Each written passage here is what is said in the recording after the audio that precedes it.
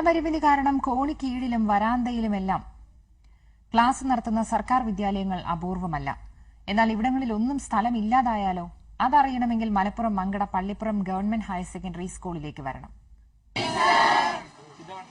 ഈ കുട്ടികൾ സ്കൂൾ ബസ്സിനകത്ത് കയറിയിരിക്കുന്നത് വെറുതെ ഒരു നേരം പോക്കിനാണെന്ന് കരുതേണ്ട. കഴിഞ്ഞ 3 വർഷമായി പള്ളിപ്പുറം ഗവൺമെന്റ് ഹയർ സെക്കൻഡറി സ്കൂളിലെ ഒരു ക്ലാസ് റൂമാണിത്.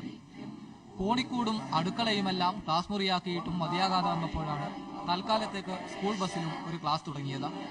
പിന്നീട് അതങ്ങ് സ്ഥിരം സംവിധാനമായി. ഞാൻ 10ാം ക്ലാസ് മുതൽ ബസ്സിൽ നിന്ന് പഠിക്കാൻ തുടങ്ങിയിട്ട് 8ാം ക്ലാസ് മുതൽ ഇവിടെ പഠിച്ചുകൊണ്ടിരിക്കുന്നു. ഈ ബസ്സും സ്കൂളിന്റെ സ്വന്തമല്ല, വാടകയ്ക്ക് എടുത്തതാണ്. അടവ് തെറ്റിയാൽ ബസ്സിന് കൂടെ ഒരു ക്ലാസ് റൂം ബസ് ഉടമസ്ഥൻ കൊണ്ടുപോകും. അതുവരെ ഈ കുട്ടികൾക്ക് ഇങ്ങനെയെങ്കിലും ഇരുന്ന് പഠിക്കാം. സീറ്റ് തന്നെ ഇപ്പൊ ആർക്കും ഇരിക്കാനൊന്നുമില്ല. മഴ പെയ്ത് പ്രത്യേകിച്ച് ഭയങ്കര ഗതികേടാണ്. വെള്ളമൊക്കെ ചീറ്റിയാണ്ട് ഭയങ്കര ഗതികേടാണ്. പിന്നെ 10ാം ക്ലാസ് മുതൽ ഞാൻ ഇവിടെ പഠിച്ചുകൊണ്ട് ലാംഗ്വേജ് ഇവിടെ തന്നെയായിരുന്നു. ഇപ്പൊ +2 ആയി. ഇതുവരെ ഒന്നും ക്ലാസ് ഒന്നും ആയിട്ടില്ല.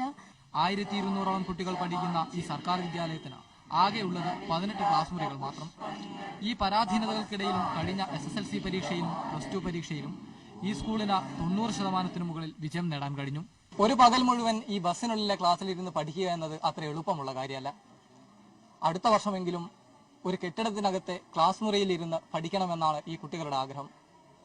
പള്ളിപ്പുറം ഗവൺമെന്റ് ഹയർ സെക്കൻഡറി സ്കൂളിലെ ബസ്സിനുള്ളിലെ ക്ലാസ്സിൽ നിന്ന് ക്യാമറാമാൻ പ്രതീഷിനൊപ്പം അഷ്റഫ് വാളൂർ, ഏഷ്യാനെറ്റ് ന്യൂസ്.